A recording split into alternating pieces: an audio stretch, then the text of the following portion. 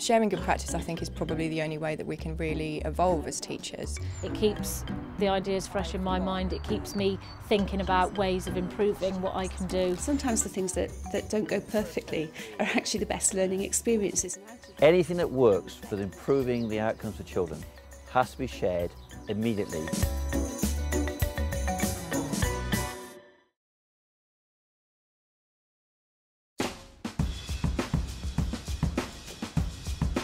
Sharing knowledge is about keeping lines of communication open, reacting quickly, and moving ideas and information around with speed and efficiency. Good afternoon, Speed. How can I help? Schools can follow the lead from many sectors to improve their communication and share best practice. As MD of PR agency Speed, Steve Earle is an expert in keeping in touch with his clients to make sure they are ahead of the game at all times. We're a public relations consultancy. We work for clients in business, in consumer, and we work for corporate clients as well. And what we basically do is we counsel clients on how they need to talk to the outside world, make sure that they tell good stories in a positive way, but also make sure that they don't trip over their own feet and say things they shouldn't be. Communication in business starts very small and gets very big in terms of the number of people that will participate in it. So it can be a one-to-one conversation.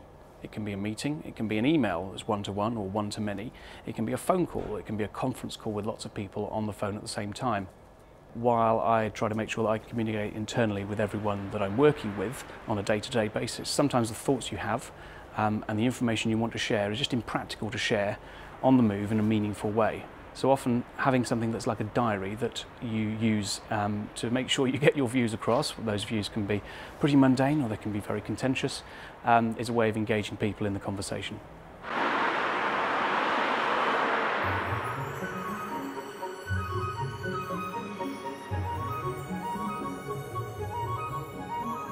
There are few major businesses around Dartmoor, and being in the countryside makes communication even more important for schools. Innovations in technology are going a long way to helping schools stay in touch, and here the order of the day is video conferencing. Hi Heather. Hi Paul, how are you today? I'm fine. Didn't have a chance at the end of the day to talk to Caroline about her opportunity next year to go and climb Mount Kilimanjaro and get some video diaries back and forth. What do you think? Yeah, I've had a chat with her. Conversations on phones and emails, they're a bit sterile. It's alive. But the way we look, the video conferencing will happen at all levels. It will happen at the leadership level, it will happen at the governance level, but actually the most important for us is now getting this embedded in the children's level. So the children will video conference with each other. We've already set that up where they've actually had some interaction between the schools, they've shared their work, they've actually done lessons together. It's a life skill as well. I mean, they're going to grow up as adults where video conferencing is going to be the norm. I think there's no substitute ultimately for all being in the same place at the same time, but often today in business it isn't practical to be in the same place at the same time, and video conferencing, teleconferencing certainly beats a conference call where you're just sat on the telephone line waiting for someone else to speak. Tools like this are essential for Paul Jones, as he is running a federation of schools spread across rural Devon. As the executive principal, he works with a strong team of heads of teaching and learning who run 4 different schools up to 50 miles apart. All right? Yeah. Good. Okay, thanks Paul. Bye. The fundamental tenet is that anything that works for improving the outcomes for children has to be shared immediately with every school in the Federation. You have the license to create and innovate because you're in a very secure, supportive network of schools, and they also have an executive head which actually will make that happen. My job is to actually give them the license to take risks with teaching and learning, try something new. But as soon as it works, it has to be spread. Over at Chudley Knighton Primary School, Heather Slater is their head of teaching and learning. She works closely with Paul and her colleagues in the other federated schools.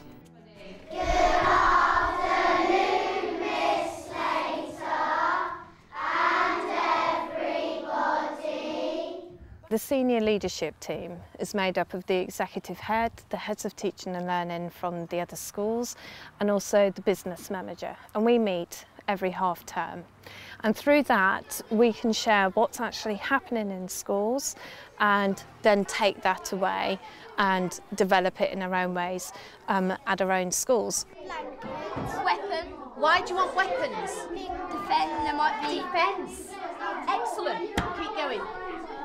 While Heather is constantly in touch with schools across the Federation, her teachers compare notes with their colleagues in other schools all the time. I know the teachers here are constantly in contact with the teachers from the 3 other schools, either via email or via phone-in, or actually through using their PPA time to go and visit the other schools, to either watch a lesson, for example, or to do some planning together, or to run a project together, use of the video conferencing, and so on. The first thing I think about the benefit for the teachers is the isolation goes. By a federation, we can actually put 6 teachers together, all teaching the same age range, and then they can actually start talking about resources. The idea of being able to ring somebody up or just email them and saying, actually, I'm doing so-and-so. Have you got any ideas, or have you got something? The staff across the Federation don't just share ideas with each other. They also have the opportunity to move about from one school to another. One of the first people to do this was Laura. Yes, excellent. Make sure your units are all down in one column, and then the tens and then the hundreds, okay? I started part-time at Chudley Knighton, job sharing with the head of teaching and learning in my first year that I was there, and then the second year that I was there I taught in year 5-6, and then I came across to Blackpool to teach in year 3-4 before moving up to year 5-6 this year. So she brought all that expertise that she'd learned and actually brought it across again to Blackpool, and then was able to challenge in her own professional way how we would do things at Blackpool compared to how they were doing it at Chudley Knighton. Oh, it's brilliant, because you've not got to go through the whole rigmarole of applying for other jobs and being uncertain as to whether you're going to get the job, whereas you're moving around in the safety of what you know. So those experiences are all there for you to take if you want to, in a sort of a safety net. If we can get teachers talking together and working together and planning together, you've got 4 minds, 5 minds, 6 minds, all thinking about how do we deliver this for children. The outcomes for children must be better.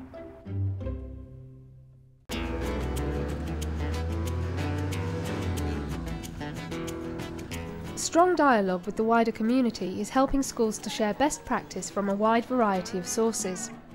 Here at Bishop Stopford School in Kettering, they borrow expertise from major local businesses to enhance both the curriculum and management style of their school. I think we realised that our capacity to teach students in school was quite limited in some ways. Lots of us have been in education all of our lives and have had very little contact with the wider world out there. And even colleagues who come in from industry, once they've been out of industry for a few years, they lose contact, they lose their up-to-dateness, if you like, with that work that they've been doing. So we feel very strongly that we need to get involved with local industry to build our own capacity to teach students for the world of work that they'll be going into and for future careers. Okay, so today we're going to be looking at the supply chain in a bit of detail, and we're going to look at how it works together and what kind of things can affect it and who it affects. The logistics sector is big business in Kettering, which is well located near major lorry routes. The school has now rebranded their business studies course as logistics to reflect this, and they work closely with major supply chain experts in the Kettering area. How were local businesses affected with all the snow? How much did it affect them money-wise? What we could do, if you want, is you could email your mentor at Wincanton. So who's your mentor? Steve. Steve. Right, okay. Do you want to email Steve and see what he says and let me know? Okay. Okay. The peer mentoring scheme is something that we've established just this year, and that's based at Wincanton. So they distribute for Argos and a lot of other companies. And basically what it is that certain members of staff have basically promised their time to the pupils that we have in this lesson.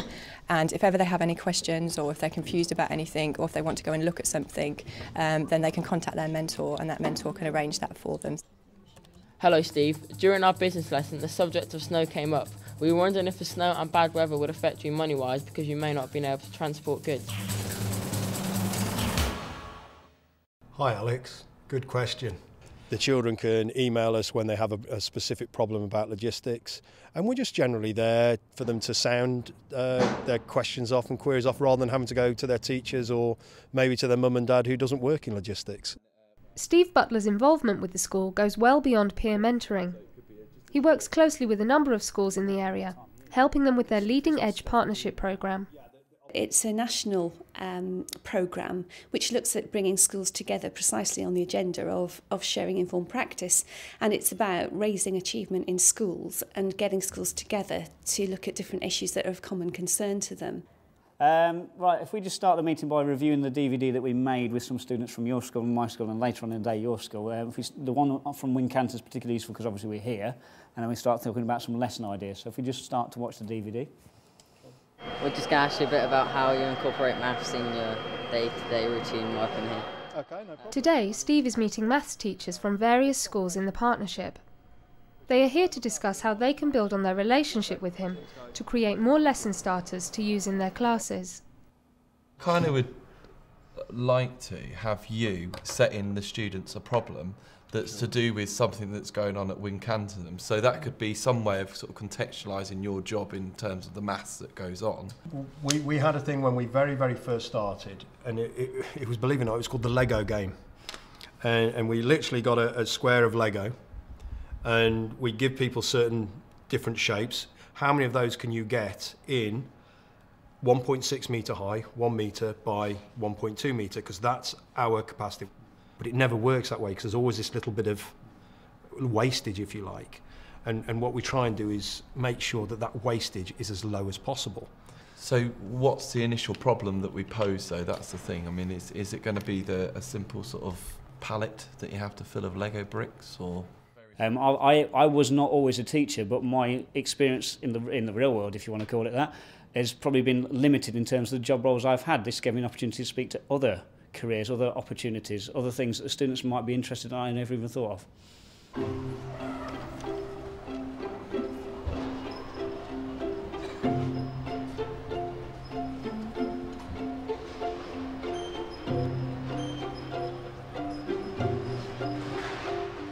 Hi, I'm Steve Butler from Wincanton. You meet me here on the shop floor of Argos Distribution Centre in Kettering. We import stuff from overseas. This is one of my containers that's recently arrived, full of microwaves. In conjunction with your teachers, I've been asked to set you a problem. The problem I want to know is how many of these microwaves can I get in this container? Your teachers have got all the dimensions. They're going to set you the problem. I think it's an invaluable experience. We've got lots of experience, but one of the major things for most teachers, I think, is time, actually having time to discuss and come up with ideas. When we actually get a chance to sit down and plan collectively, we can come up with some really good ideas. Schools are really learning already, I think, not from industry, but just from the world at large about communications. They are starting to pick this stuff up naturally. I think that's happening across society. If you can share best practice, teachers become better at their job. Therefore, children get a better deal, they get better outcomes for children, it's more exciting, more enjoyable, therefore schools are better. You have to look at other people and what they do to inspire you and encourage you. So for me, that's just about, making what you can do already and turning it into something better. It is actually the most important part of education. Without us sharing, how can we continue to provide actually an education for the 21st century?